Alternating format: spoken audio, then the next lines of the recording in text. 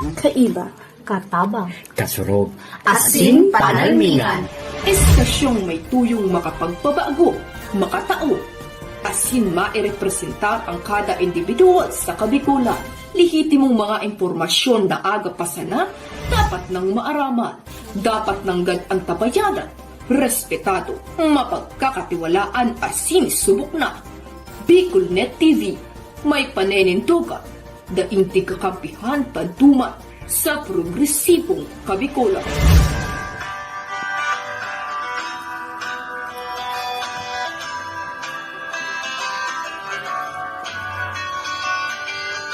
Sa dilim ng kahapon, os mo ngang liwanag sa atin ngayon.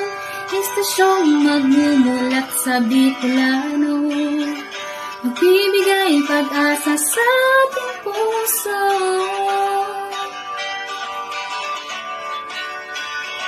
Sa Bicolnet TV, hatid ay serbisyo, balitang puro-puro at para mismo. Marami nang natulungan, marami nang napagsilbihan, maghahatid ng karunungan, maghahatid ng katotohanan. Dito lang yan sa Bicolnet TV. Bicolnet TV. kaiba, katabang, kasurog, Asin panalmingan.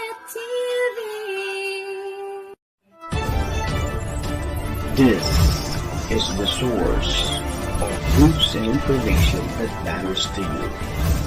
This is Bicolnet TV.